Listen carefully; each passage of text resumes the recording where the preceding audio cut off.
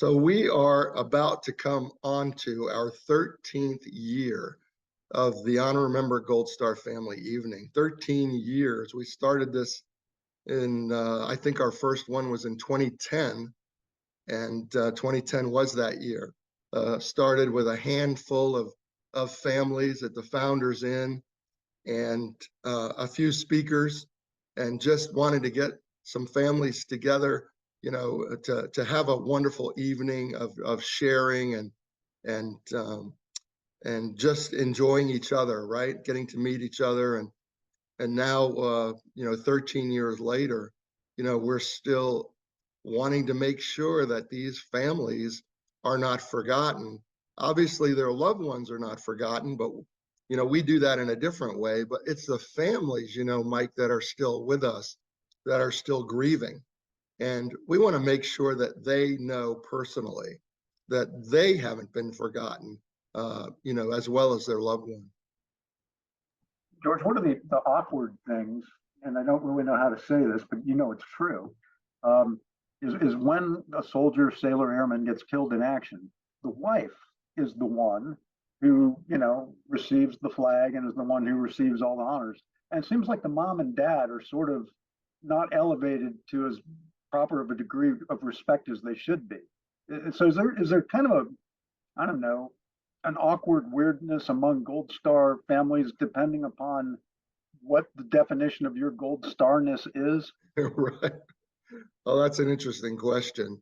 It used to be that the officers assigned in a casualty would be assigned to next of kin. And next of kin, if that soldier service member were married, was their spouse, you know, man or woman, depending on the service member. And so that when Tony was killed in 2005, that was the case. You know, whoever's listed as next of kin, they were the one that got all the attention, if you will. And parents were relegated to kind of a side story. And even Dover, going to Dover was not something that anybody was allowed to do, you know, back then in 2005. But over the years, you know, that started to evolve because parents started to speak up and say, well, you know, I raised that kid. You know, I birthed that kid. That you can't leave us out of the equation. That, you know, is just not right. And so even though the rights and benefits and things, you know, would pass over to next of kin, the attention was not just, you know, put on who the spouse might be, because in some cases, Mike, the grandparents raise the child, you know, and not the parents. And so there's a lot of familial units that are involved and invested, you know, in an individual's life. And so it's changed over the years, but you still have the tensions of family members who, I mean, it's just the dynamics of family, right? You know, people don't get along, and that will never change regardless of what the circumstance is. But I think for the most part, from a Department of Defense standpoint, that families have been treated equally in terms of the honor during the process of bringing them home and burial. And of course, you know, things are different now. I mean, we're not in an active war, so there's not a tension right now to bringing a body home and to the, you know, to the honor that brings, because, you know, according to our government and the media, there's none of that's happening now.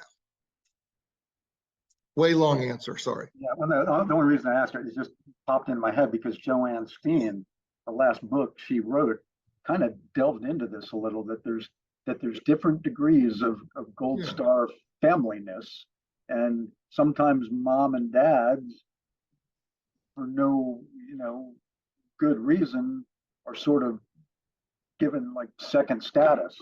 Yeah. That has hurt some of their feelings. Oh, absolutely. There's been a lot of hurt feelings out there and are still out there. And then you've got casualty types too, right?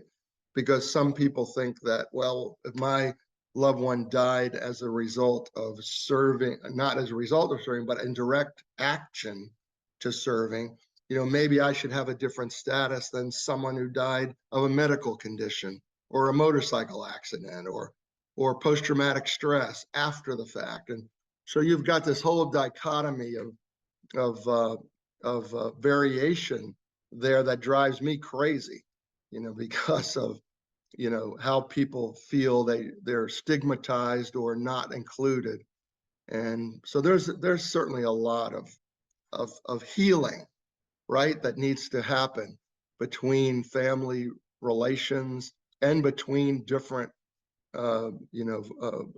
Gold Star families themselves, from one soldier to another. Well, anyways, about the holidays, talk to me. I'm involved out at the Horton Wreath Society, putting the wreaths on the graves at Christmas, and Bree is involved with Arlington National Cemetery and putting those wreaths across Right. them. So the holidays is already an important time to remember, our fallen heroes. And I'm thinking that's probably why you do your Gold Star dinner at the holiday time of the year too. Talk about what it is that makes the holidays a particularly, important time to remember our Gold Star families and fallen heroes. Yeah, absolutely. So what happens is that, a family member passes, right?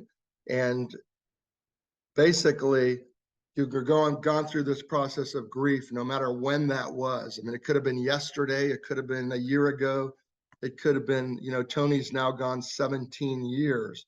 And then you've got families from the Vietnam era who are still with us. And so you've got this process of grieving where everybody gloms around you initially, right? And then, your family, your friends, your community, everybody, kind of like rallies around and wants to bring comfort, right? And then time passes, 3 months go by, 6 months go by, a year goes by, and people start to fall away. And after a while, people stop wanting to talk about it, not the families themselves, but even those around. And then the families don't want to bring down the conversation anymore, right? So you start to never bring up that you lost your loved one, and it becomes something that is personal and private, right? I know I lost my son, but I don't need to talk about it, because if I do, I'm going to, ruin somebody's day. And it becomes a very personal and private thing. And so families will begin to, and I don't care how long it takes, because it will happen. It happens to all of us. But eventually, you're not thinking about it, and then you're okay with not thinking about it. But still inside, and I call it silent screaming, inside you wish you could, right? You wish you could say something, on your loved one's birthday, or their favorite song, or their anniversary date, or the day they graduated college. Or there are a million triggers, right? You wish you could, but you can't. And so what we're able to do, as I believe, is to create an opportunity for families who are like-minded, who are in a situation of that club that nobody wants to join, right? But you can't get out of, right? To come together in a place where everybody gets it, right? Everybody gets it. If you want to talk about your loved one, you can. If you don't want to talk about your loved one, you don't have to. But you know that everybody in the room is in the same place you are. And it brings some degree of comfort because of that, right? And so I want to make sure that everybody who wants to, every family member who wants to, has that place. Some don't need it, some don't want it, some are afraid of it, but have that opportunity to know that here's a venue that's really special, that, is top notch, first class, that you can come and enjoy and just be a part of. And I think that by giving families that kind of an opportunity, you bring, again, the word healing, a little bit more healing to recognize that they haven't been forgotten. Their loved ones are gone. They're not here. They're not coming back, but they are here. And they're going to keep grieving through all of these processes and all these trigger points for the rest of their life. And we want to make sure that they know that we're not going to forget, whether they come or not, right? They know that we are going to relentlessly pursue putting together a venue in which they are never forgotten.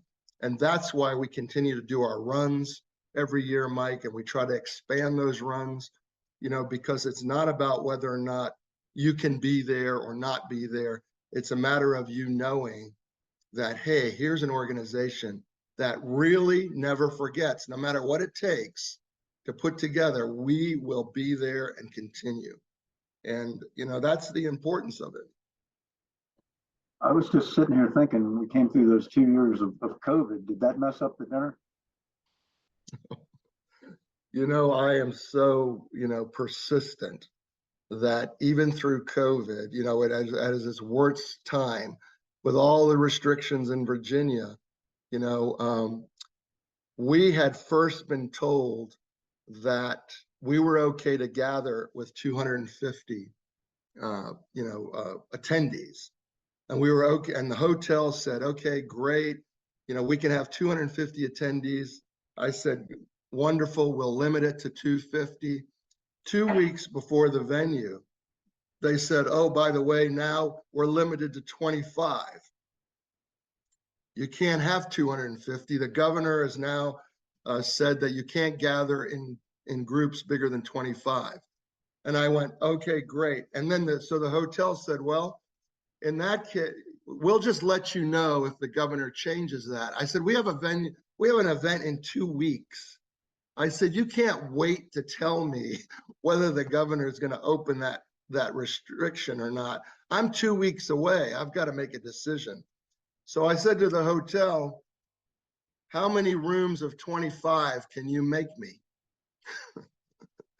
And so we ended up with, I think, 8 rooms. And I said, okay, well, how about if I put 25 people in a room, in as many rooms as you can give me? And we ended up with, like I said, I think 8 rooms of 200. And I said, we're not going to, anybody who feels comfortable gathering, I want to give them an opportunity to gather. Well, that's right? Good.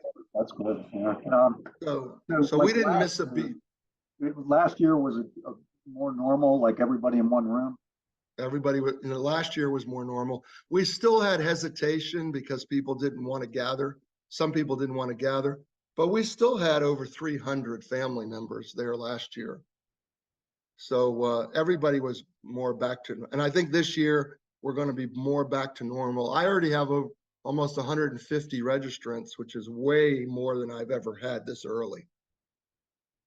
Well, let me ask you the hard question, and that is, food isn't free. And the point is, I know, anybody watching this on TV tonight that says, hey, that's a really nice thing, I'd like to help out. What do you urge citizens and corporations and good community partners to do if they want to help out this Gold Star family cause? Yeah, well, thank you. Thank you for that opportunity. Is one of the most important things, this is not a fundraising event. This is an event that we created that we hoped would pay for itself so that we wouldn't have to go in the hole. I mean, that was the objective of this. And it has always been the objective of this, for years. And, I think sometimes, I'm going to give you a long answer, I'm sorry, but I think sometimes that if I could just win the lottery, which I don't play, by the way, but if I could just win the lottery and self-fund this thing, I would just make it happen, make it happen, make it happen. But what you miss out is you miss out including people that want to be a part of blessing, the dynamics of this group, right? You miss out people going, you know what? I think it's important that we gather these families together and they get to love on each other. And I want to be a part of participation so that I can make it happen. I mean, if it's $1, if it's $10,000, it doesn't matter. But so I really embrace the opportunity to give other groups, individuals, churches, veterans organizations, corporations. We have so many like military contractors in the Hampton Roads area. Yet I think I have one or two that even donate to this evening after 13 years. But to give those who want to participate, those patriots who think it's important, to help us. And so, yeah, we have sponsorships. We, covet those sponsorships and ask people, to join in and be a part of it, but not just to give with money. We have an auction, that we love to put together. It's a silent auction. People can give auction items, but also attend. We want the community to attend and meet these families and hear these stories. These families are coming in from all over the country. We have families coming in from California, from Arizona, from Indiana, from Florida, from Vermont. They're coming from all over, and some of them from the very first time. And so I would ask, absolutely, join us, be a part of making this a success. Go to honorandremember.org/banquet. And that would be the way to find out, what sponsorship opportunities there are. Buy a ticket and come to the banquet. Come in, join us, and be a part of this. It's a great night. We have great entertainment. We have a Silver Star recipient from Vietnam who's going to speak to us. He's an amazing guy, Ron McAdance. We have flag presentations to 5 families that we're making. One of those families is a police officer, who was killed. There are so many that we're going to have some special guests there that evening, as we always do. And so, yeah, we would like sponsorship, participation, and auctions, however anybody wants to give. When my son came to me, you've heard me say this, and I'll say it over and over until I'm dead. When my son came to me and said, I just joined the Army, Dad, I leave for boot camp on Saturday. He didn't ask my permission. I said, you're crazy. You can get hurt. And so, what happened? Long story short. But I say that because every parent in America would rather somebody else's kid gave their life for their country besides their own. I mean, that's just a natural inclination. I wish my son was still here and that somebody else gave their life instead of him. I'm selfish, sorry about that. But you know what? Somebody else's kid, somebody else's loved one is dying, is serving, so that yours doesn't have to. And so what's the least that we can do? So my message to the patriots out there is, say thank you. How do you say thank you? Well, to me, the flag, the Honor and Remember flag, and the creation of that is the ultimate way to say thank you. Fly it on your flagpole.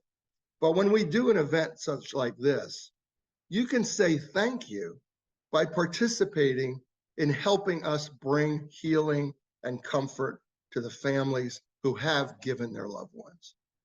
That costs hardly anything to do that. So get involved. Don't just sit there and listen. Get involved.